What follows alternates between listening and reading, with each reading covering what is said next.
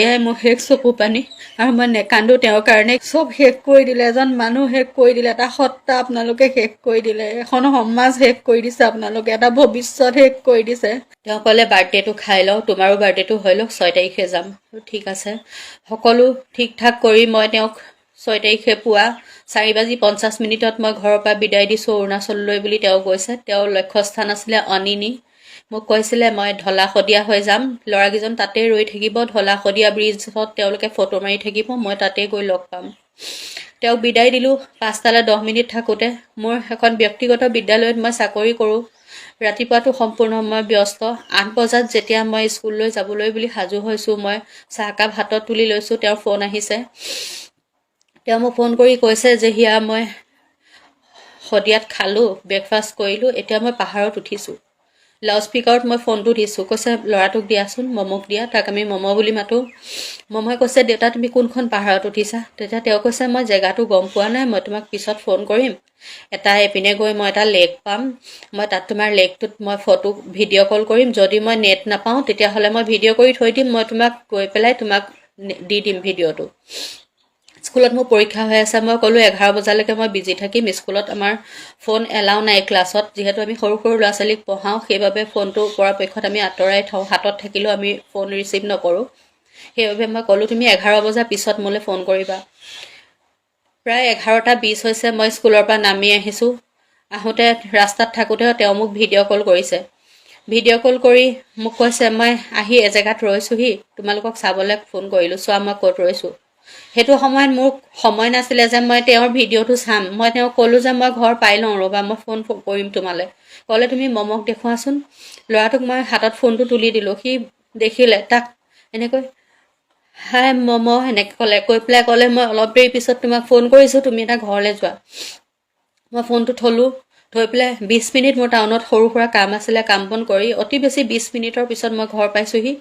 ঘৰত আহি অকণমান দেৰি নিজৰ কামত লাগি থকাৰ পিছতে মোক ফোন কৰিছে মোৰ এগৰাকী বৌয়ে, লগতে থাকোঁ আমি। কৈছে যে মোক এজনী ছোৱালীয়ে ফোন কৰিছে, মুন্না বোলে আলফালে গ'ল। মই কৈছোঁ ধেমালি কৰিছে, বৌ কেলৈ যাব, তেওঁ অৰুণাচল গৈছে। বৌয়েও কৈছে ময়ো কৈছোঁ সি কিবা ধেমালি কৰিছে, সি মানুহ লৈ গৈছে, কাৰণ তেওঁক সকলোৱে জানে তেওঁ সৰু ল'ৰাৰ নিচিনা এটা স্বভাৱ আছে, তেওঁ খুব ধেমালি কৰে মানুহৰ লগত। কথাটো মই ক'লোঁ যদিও মোৰ অন্তৰখনত হাহাকাৰ লাগিছে। মই পত্নী হৈ কিবা এটা হ'লেও তেওঁৰ প্ৰতি মোৰ বণ্ডিং আছে তেওঁৰ লগত। মই লগে লগে ফেচবুকটো অ'পেন কৰিছোঁ, তাত মই দেখিছোঁ তেওঁ বহুত দীঘলীয়া এটা পষ্ট লিখিছে, এটা কবিতা লিখিছে। সেই কবিতাটো তেওঁ বহুত দিন আগতেই লিখিছিলে। তেতিয়া মই গালি পাৰিছিলোঁ, কিয় চিতাৰ কথা লিখিছা, কিয় বগা চন্দনৰ কথা লিখিছা, তুমি মৰিব নোৱাৰা নহয়, তুমি থাকিব লাগিব আমাৰ কাৰণে। তাৰপিছত তেওঁ হাঁহিছে, তেতিয়া নিলিখোঁ অজিপা দিয়া বুলি কৈছে। সেই কবিতাটো তেওঁ পষ্ট কৰিছে। তাৰ তলত তেওঁ বহুতখিনি লিখিছে, কেৱল মই চকুৰে ধোঁৱা কোৱা দেখিছোঁ, আলফা স্বাধীনটো মই দেখিছোঁ তাত, আৰু মই একো বেলেগ দেখা নাই। লগে লগে মই মোৰ হোৱাটছআপটো খুলিছোঁ, তাত তেওঁ এটা মোক ব্যক্তিগত মেছেজ কৰি থৈছে, ল'ৰাটোৰ কথা লিখিছে। মোক কৈছে তুমি ঘৰখন চম্ভালিবা, মই জানো তুমি পাৰিবা, তুমি সাহসী। পষ্টটো লিখি দিছে তুমি সাহসী। তেওঁক মই এটাই প্ৰশ্ন সুধিব বিচাৰোঁ, তেওঁ কেনেকৈ জানিলে যে মই ইমান সাহসী, যে তেওঁৰ নথকাৰ অৱস্থাত, তেওঁ অনুপস্থিতিত মই তেওঁৰ সংসাৰখন চলাই নিব পাৰিম, ইমানখিনি দায়িত্ব মই অকলেই ল'ব পাৰিম। তেওঁ একোৱেই ব্যৱস্থা মোৰ কাৰণে কৰি থৈ নগ'ল, ল'ৰাটোৰ ভৱিষ্যত সুৰক্ষিত কৰি থৈ নগ'ল। তেওঁ জাতি প্ৰেম দেখুৱালে, কিন্তু তেওঁ পিতৃ মাতৃক পাহৰি গ'ল। আজিৰ পৰা মোৰ কোনো মা নাই, কোনো দেউতা নাই, লিখি থৈ গৈছে। যিজন ল'ৰাৰ কাৰণে মা দেউতাই আজীৱন কষ্ট কৰিলে, আজিও চকু পানী টুকি আছে। শহুৰ দেউতা এখন নাহৰকটীয়া বাগিচাত কাম কৰা এজন অৱসৰপ্ৰাপ্ত ব্যক্তি। তেওঁ আপোনালোকে সকলোৱে জানে, বাগানৰ পৰা 1500 টকা দেউতাই পেঞ্চন পায়। মই আজি একো লোক ঢাক নকৰাকৈ মোৰ কথাখিনি মই সকলোকে জনাম, কাৰণ সকলোৱে মোক সুধি আছে বিভিন্ন কথা, আৰু ফোনত মই এজনকৈ উত্তৰ দিয়া অপাৰক, কাৰণ মোৰ মানসিক স্থিতি বহুত বেয়া হৈ আছে এতিয়া। মই নিজকে যিমান পাৰোঁ মই ষ্টেবল কৰিবলৈ চেষ্টা কৰিছোঁ, কিন্তু পৰা নাই, কাৰণ মোৰ মূৰৰ ওপৰৰ আকাশখন ভাঙি গৈছে। তেওঁ মোক শেষ কৰি থৈ গৈছে। তেওঁক মই এটাই কথা কওঁ, তুমি মা দেউতাক এইটো বয়সত তুমি অকলশৰীয়া কিয় কৰিলা? যদি তোমাৰ ইমান দায়িত্ব আছে, দেশ প্ৰেম মনত আছে, তুমি প্ৰথম তোমাৰ ঘৰখন ঠিক কৰা। সদায় কওঁ তোমাৰ কলমেদি তুমি সমাজ সলনি কৰিব নোৱাৰা। যুগ যুগ ধৰি আমি দেখিছোঁ যিসকলে অকল সত্যৰ পক্ষত লাগি আছে, যিয়ে নিজৰ আৱেগক বেছি প্ৰাধান্য দিছে, তেওঁ কেতিয়াও সুখী হ'ব নোৱাৰে। সদায় কওঁ প্ৰেক্টিকেল হোৱা, প্ৰেক্টিকেল হোৱা। এগৰাকী পত্নী হিচাপে মই পত্নীতকৈও তেওঁৰ বান্ধৱী আছিলোঁ। তেওঁ প্ৰতিটো কথা মোক কৈছিলে। কিবা এটা লিখাৰ আগত প্ৰথম পাঠিকা মই আছিলোঁ। তেওঁ মোক শুনাব কথাটো। মোক কয় তুমি ৰৈ থাকা, তুমি শুনিবই লাগিব। মই প্ৰথম লিখাটো তোমাক নুশুনালে মই শান্তি নাপাওঁ। সেই মানুহজনে মোক এষাৰ কথা নক'লে যে মই এনেকুৱা এটা সিদ্ধান্ত লৈছোঁ। কণমানি ল'ৰাটো দেউতাক তাৰ কাৰণে হিৰ'। কোনোবাই যদি সোধে এইটো কাৰ ল'ৰা, সি লগে লগে উত্তৰ দিয়ে মই বিদ্যুৎ মহন্তৰ ল'ৰা। মোৰ দেউতাই দৈনিক অসম কাকতত কাম কৰে। দেউতা খুব ভাল মানুহ। মোৰ দেউতাই মিছা কথা নকয়। কোনোবাই যদি কয় তোমাৰ দেউতাই এনেকৈ ক'লে নহয় তোমাৰ কথা, সি কেতিয়াও মানি নলয়। মোৰ দেউতাই কেতিয়াও মিছা কথা নকয়, সদায় সি সেইটোৱে কয়। এতিয়া মই তেখেতক প্ৰশ্ন কৰোঁ, মোৰ বেলেগৰ প্ৰতি মোৰ আক্ষেপ কৰিবলৈ মোক কি বাকী ৰাখিলা তুমি? মই কাক কি ক'ম? কাৰ প্ৰতি মই ক্ষোভ উজাৰিম? তুমি আছিলা সকলো। তোমাকে লৈ পেলাই মই জীৱনটো আগবঢ়াইছিলোঁ। তুমিতো এতিয়া মোক এনেকুৱা কৰিব নালাগে। যদি তুমি সঁচাকৈ ক'ৰবাত আছা, তুমি যদি চাই আছা, তুমি মোক এবাৰ কোৱা ফোন কৰি, এবাৰ মোক খবৰ দিয়া যে মই নিজে গুচি আহিছোঁ নিজৰ ইচ্ছাত। তেতিয়া মই তোমাক সম্পূৰ্ণৰূপে মোৰ মনৰ পৰা আজিয়ে বিদায় দিম। মই সংকল্প লৈছোঁ মই কোনো দিন তোমাৰ কথা মই আৰু জীৱনত নাভাবোঁ, আৰু মই পিছলৈ কেতিয়াও ঘূৰি নাচাওঁ। কিন্তু তোমাক যদি কিবা কৰি পেলাই কোনোবাই কিবা প্ৰলোভন দি তোমাক যদি ৰাস্তাৰ পৰা আঁতৰাবলৈ বিচাৰিছে, তেন্তে তোমাৰ প্ৰতি মোক কোনো ধৰণৰ তেতিয়া দুখ নাথাকে। যদি তোমাক যদি কোনোবাই ষড়যন্ত্ৰ কৰি আমাৰ পৰা কাঢ়ি নিছে, সমাজখনৰ তোমাৰ প্ৰয়োজন আছিলে, তোমাক যদি সেইবোৰ কাৰোবাৰ সুবিধাৰ বাবে যদি তোমাক আঁতৰাই পঠিওৱা হৈছে, তেন্তেও মোৰ ক'বলগীয়া একোৱেই নাই। কাৰণ ইয়াত যিখিনি মানুহে ফেচবুকত পষ্টটো পঢ়িছে, তেওঁ লিখা সেই পষ্টটোত তেওঁ যিদৰে লিখিছে, তেওঁৰ কথা যেনেকৈ মানুহে গম পাইছে, ময়ো সেইধৰণে গম পাইছোঁ। সমানেই মই ভুক্তভোগী। বহুত ফেচবুক পষ্টত মই পঢ়িছোঁ। সেইদিনাখনতো মোৰ সম্ভৱেই নহয়, মানসিক অৱস্থা বহুত বেয়া। কালি গোটেই ৰাতি মই পঢ়িছোঁ ফেচবুকত খুলি খুলি। তাত বহুতে কমেণ্ট কৰিছে কেইজনমানে যে পত্নীয়ে জানে, ঘৰৰ মানুহৰ সহমতত তেওঁ ওলাই গৈছে, তেওঁ ইজি মানি বিচাৰি গৈছে। মই এটাই কথা তেওঁলোকক কওঁ, যদি সেই মানুহজনে ইজি মানি বিচাৰিছিলে, তেন্তে তেওঁ কিয় আগতে ইজি মানি লৈ ঘৰখন সংস্থাপিত নকৰিলে? কিয় ইজি মানি গোটাই ল'ৰাটোৰ কাৰণে এটা বেংক বেলেঞ্চ ৰাখি থৈ নগ'ল? কিয় মোক সুৰক্ষিত কৰি থৈ নগ'ল? তেওঁ এতিয়া মোক কাৰ হাতত গতাই থৈ গৈছে? আৰু মই আলফা স্বাধীনক মই এটাই প্ৰশ্ন কৰোঁ, পৰেশ বৰুৱা আপুনিয়ে হওক বা তেওঁৰ লগত যোগাযোগ কৰা যিসকল লোকেই হওক, মই তেওঁলোকক মই এটাই প্ৰশ্ন কৰোঁ, কি সাহসত কি আপোনালোকে অধিকাৰত তেওঁক কাঢ়ি লৈ গ'ল ইয়াৰ পৰা? তেওঁলোকক যদি আপোনালোকে ট্ৰেইন কৰিছে, তেওঁলোকক যদি আপোনালোকৰ ওচৰলৈ যাবলৈ বাধ্য কৰিছে, পৰিয়ালৰ লগত আপোনালোকে কিয় কথা নাপাতিলে? বহুতে লিখিছে পত্নীয়ে জানে। যদি মই জানিলোহেঁতেন, মোৰ মানুহজনক মই জানো বেগটো বাইকত বান্ধি দিলোহেঁতেন যে তুমি ভালকৈ যাবা। যাবৰ সময়ত চকলেট ভাল পোৱা মানুহজনৰ হাতত মই চকলেট দি পঠিয়ালোহেঁতেন নেকি, তুমি খাবা? কোনোদিন তেওঁক মই অবিশ্বাস কৰি পোৱা নাছিলোঁ। ইমানে তেওঁ মোক দুমোজাত পেলাই থৈ গ'ল, এতিয়াও তেওঁ মোৰ বাবে সাঁথৰ হৈ পৰিলে। আলফা স্বাধীনক মই এটাই কওঁ, যদি সঁচাকৈ আপোনালোকক স্বাধীন অসম লাগে, আপোনালোকে বহুত দিনৰ আগতেই কাম কৰিব লাগিছিলে। গোটেই অসমত বহিৰাগত মানুহে বীজ ব্যৱসায়ৰ পৰা আদি কৰি সকলো হাত পাতি লৈছে, সকলো সুবিধাবাদী মানুহে ভৰি পৰিছে। আপোনালোকে কি কৰিছে অসমখনৰ কাৰণে? সাধাৰণ নিৰীহ মানুহৰ কাৰণে আপোনালোকে কি কৰিছে? আপোনালোকে এটাই কাম কৰিছে, মানুহৰ হাজাৰ হাজাৰ মানুহৰ ঘৰ ধ্বংস কৰিছে। সেই যে মই আজি হীৰৰ সেন্দুৰখিনি লৈ আছোঁ, সেই সেন্দুৰখিনি আপোনালোকে শেষ কৰিছে। মই কাৰ ভৰসাত এতিয়া সেন্দুৰখিনি লৈ থাকিম? মোৰ মানুহজন জীয়াই আছেনে নাই, ভালে আছেনে নাই, সেই খবৰটো মই এই পৰ্যন্ত নাপাওঁ। 2 দিন হৈ গ'ল তেওঁ ঘৰৰ পৰা ওলাই যোৱা। আপোনালোকে স্পষ্টীকৰণ দিয়ক, এবাৰ মোক তেওঁৰ লগত কথা পাতাই দিয়ক। তেওঁ নিজ মুখেৰে মোক কওক যে মই গুচি আহিছোঁ, মই ওলাই আহিছোঁ। তেওঁ এবাৰ মোক কওক। মোৰ তেওঁৰ প্ৰতি সেইটোৱে অনুৰোধ।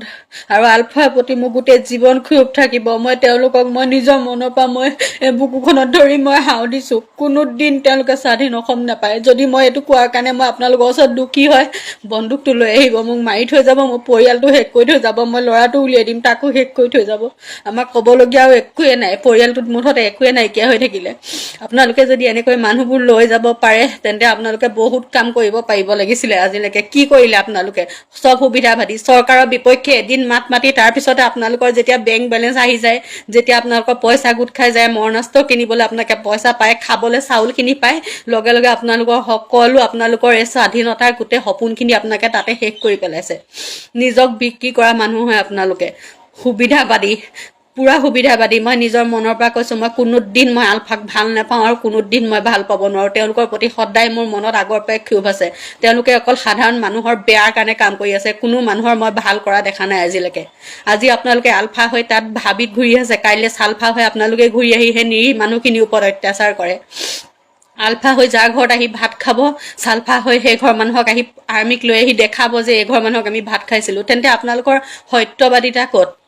সত্য আপোনালোক সম্পূৰ্ণ অসত্য। আপোনালোক সকলো গোটেই এইবোৰ এটা চক্ৰান্ত হয়, এটা ডাঙৰ চক্ৰান্ত, য'ত সাধাৰণ মানুহবোৰৰ এটা পুতলা সজাইছে। বিদ্যুৎ মহন্তও তাৰ মাজৰ এটা পুতলা, যাক তেওঁলোকে হাতৰ পুতলা কৰি লৈ গৈছে। তেওঁ কলমৰ এটা শক্তি আছিলে, সেই শক্তিটো আপোনালোকে কাঢ়ি লৈ গৈছে। তাতকৈ আৰু ক'বলৈ একোৱেই নাই। তেওঁক সমাজখনৰ প্ৰয়োজন আছিলে, সমাজখন তেওঁ ঠিক কৰিব লাগিছিলে, নাহৰকটীয়াখনৰ কাৰণে তেওঁৰ প্ৰয়োজন আছিলে, ঘৰখনৰ কাৰণে প্ৰয়োজন আছিলে, এটা সৰু কণমানি পুত্ৰৰ পিতৃত্বৰ এটা প্ৰয়োজন আছিলে, তেওঁ নিৰাপত্তা আছিলে এটা পৰিয়ালৰ, এখন সমাজৰ। সেই নিৰাপত্তা আপোনালোকে শেষ কৰিলে। তেন্তে আপোনালোকে ভাল কাম কৰিছে বুলি আমি কেনেকৈ ক'ম আপোনালোকক? নিজে কওক। আজি আমাৰ কান্দি কান্দি এনেকুৱা অৱস্থা, আমি ৰাতি শুব নোৱাৰোঁ। আপোনালোকে কি সাহসত শুব পাৰিছে? পিঠিত বন্দুক বান্ধি আপোনালোকে ভাবিছে বহুত ভাল কাম কৰিছোঁ, বহুত ভাল কাম কৰিছোঁ। কি কৰিছে আপোনালোকে? প্ৰমাণ দিয়ক। কি কৰিছে প্ৰমাণ দিয়ক। এইটো মই ভাল কাম কৰিছোঁ কওক। মোক নালাগে, আৰু বহুত মানুহ আছে, ৰাজহুৱা কৰক। আপোনালোক আহক নিউজৰ আগলৈ। আজি মই বাইট দিছোঁ মোৰ মানুহজনৰ কাৰণে। কালি পৰহি মোৰ নিউজ চেনেল ঘৰত ভৰ্তি হৈছে। কাইলৈ মই বাহিৰত ওলাই যাম, 10জনে মোক প্ৰশ্ন কৰিব যে আপুনি গম পোৱা নাছিলেনে?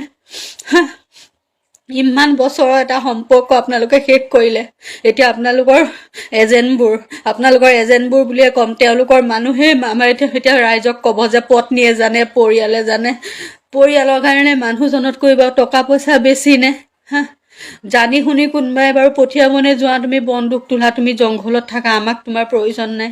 কোনোবাই ক'বনে বাৰু? নিজেই কওকচোন আপোনালোকে। সকলো পত্নীকে মই সুধিছোঁ, কোনোবাই পাৰিবনে বাৰু নিজৰ মানুহজনক গা কাষৰ পৰা আঁতৰাই পঠিয়াবলৈ যে যোৱা তুমি দেশৰ হৈ, স্বাধীন অসমৰ হৈ কাম কৰা? নেলাগে তেনেকুৱা সুখ। টকা পইচা যিখিনি আছিলে সেইখিনি আমি সুখী আছিলোঁ, বহুততকৈ সুখী আছিলোঁ আমি। চব শেষ কৰি দিলে। আজি এটাই সিদ্ধান্ত লৈছোঁ, এয়াই মোৰ শেষ চকু পানী। আৰু মই নেকান্দো তেওঁৰ কাৰণে, কিন্তু মই মোক তেওঁৰ পৰা উত্তৰ লাগে। বিদ্যুৎ মহন্তক মই কৈছোঁ, তুমি সঁচাকৈ যদি গৈছা, তুমি এবাৰ কথাটো উল্লেখ কৰা যে হয় মই গৈছোঁ। পৰেশ বৰুৱাই এবাৰ কওক যে মই তেওঁক মাতিছোঁ, তেওঁ আহিছে, মোৰ কাৰণে আহ্বান জনাই আহিছে, তেওঁ আমাৰ লগত বহুত দিনৰ পৰা জড়িত হৈ আছে। কওক, তেওঁলোকে স্পষ্টকৈ কওক যদি সেইটোৱে আছিলে। কাৰণ এনেকুৱা এজন সাধাৰণ মানুহ, যি সৰু অকণমানি কুকুৰ পোৱালিতে দুখ পালেও সহ্য কৰিব নোৱাৰে, অকণমানি মেকুৰী এটাৰ কিবা হ'লেও তেওঁ সহ্য কৰিব নোৱাৰে, চৰাই এটাৰ কিবা এটা হ'লেও তেওঁ ধৰি লৈ যায়। সেই মানুহজনে হাতত বন্দুক লৈ বাৰু ফুৰিব পাৰিবনে? আপোনালোকে নিজে ভাবকচোন। চব শেষ কৰি দিলে, এজন মানুহ শেষ কৰি দিলে, এটা সত্তা আপোনালোকে শেষ কৰি দিলে, এখন সমাজ শেষ কৰি দিছে আপোনালোকে, এটা ভৱিষ্যত শেষ কৰি দিছে। তেওঁ বয়স কিমান হৈছে? 38 বছৰ। তেওঁ বহুত কৰিবলগীয়া আছিলে। মই মোৰ ব্যক্তিগত কথা মই বাদ দিছোঁ, তেওঁ মোক লিখি থৈ গৈছে তুমি সাহসী, তুমি পাৰিবা। ঠিক আছে, মই সাহস গোটাইছোঁ, মই পাৰিম, কিন্তু তুমি কিয় পলৰীয়া হ'লা? কিয় এৰি থৈ গ'লা? অকণো দায়িত্ব তুমি ল'ব নিবিচাৰিলা কিয়? এতিয়া তুমি কি দেশৰ দায়িত্ব ল'বা? তোমাক মোৰ সেইটোৱে প্ৰশ্ন। তুমি য'তে আছা ভালে থাকা, সদায় মই সেইটোৱে কামনা কৰিম, কিন্তু তুমি এবাৰ মোক কোৱা যে মই আহিলোঁ হিয়া, মই সঁচাকৈ আহিলোঁ। তুমি মোক এবাৰ কোৱা, মোক সেইটোৱে লাগে। কাৰণ মই জানো এদিন নহয় এদিন তুমি ফেচবুকৰ এইটো পষ্ট চাবা, আৰু তুমি চাবাই, মই জানো। তুমি কেতিয়াও আমাক পাহৰিব নোৱাৰা, সেইটো আমি সম্পূৰ্ণ জানো। কিন্তু এটাই কথা কওঁ, যিটো পথত তুমি ভৰি দিলা, তোমাৰ সম্পূৰ্ণ ভুল সিদ্ধান্ত। সেই পথটোৰ পৰা তুমি কেতিয়াও সাধাৰণ জীৱন যাপন কৰিবলৈ ওলাই আহিব নোৱাৰা। যদিও আহা, তোমাৰ প্ৰতি সমাজখনৰ কি চকু হ'ব নাজানো, কিন্তু মইতো তোমাক আজীৱন মই বিশ্বাস কৰিব নোৱাৰোঁ। তুমি সম্পূৰ্ণ বিশ্বাসঘাতকতা কৰিলা মোৰ লগত। সকলোকে তুমি শেষ কৰি থৈ গ'লা। সকলোকে মই এটাই আহ্বান জনাইছোঁ, মোক আৰু একো প্ৰশ্ন নুসুধিব, মই একো উত্তৰ দিব নোৱাৰোঁ। আপোনালোকে যিখিনি জানে ময়ো সেইখিনিয়ে জানো, আপোনালোকে যিখিনি শুনিছে ময়ো সেইখিনিয়ে শুনিছোঁ। কিন্তু আজি মই এটা কথাই স্পষ্ট কৰিছোঁ যে ভৱিষ্যতে যদি কোনোবাই এইটো পথত যাম বুলি ভাবিছে, কাৰোবাক যদি দেখিছে কাৰোবাৰ লগত কথা পতা, কেইদিনমান কিবা কৰি থকা তেনেকুৱা কিবা চাল চলন মইতো নেদেখিলোঁ একো তেওঁক, কাৰণ মোৰ চাবলৈও সময় নাই, তেওঁক অবিশ্বাসো কৰি নাপালোঁ। যদি কোনোবাই তেনেকুৱা কিবা কাৰোবাক দেখিছে আগতে সাৱধান হওক। পত্নীসকলক কৈছোঁ আপোনালোকৰ সুবিধা ল'ব। তেওঁলোকে ক'ব যে পত্নীয়ে জানে, ঘৰৰ মানুহে জানে, কিন্তু সঁচাকৈ কোনেও গম নাপায়। কোনেও গম নোপোৱাকৈ এটা খেল খেলি সকলোকে লৈ গৈছে, এটা চক্ৰান্তত সুমুৱাই দিছে। হয়তো কিবা লোভ দেখুৱাইছে, হয়তো পৰিয়ালৰ ৰক্ষা কৰিম বুলি তেওঁলোকক কিবা প্ৰতিজ্ঞা কৰিছে, কিন্তু সেই প্ৰতিজ্ঞা সকলো মিছা। এজন মানুহ গুচি যোৱাৰ পিছত কেতিয়াও ঘূৰি আহিব নোৱাৰে তেনেকুৱা ৰাস্তাত। মোক ক'বলগীয়া ইমানেই। যিখিনি আপোনালোকে শুনিলে সেইখিনিয়ে সঁচা। মই কোনোদিন গম পোৱা নাই তেওঁ কি কৰি আছে, মই তেওঁক চাবও বিচৰা নাই। তেওঁ কি কৰিছে তেওঁক মই খুচৰাও নাই কোনোদিন। তেওঁ নিজৰ কামত ব্যস্ত, মই নিজৰ কামত ব্যস্ত। সদায় কওঁ সৎ পথত থাকা, তুমি সৎ পথত থাকা, কিন্তু তুমি থাকিব নোৱাৰিলা।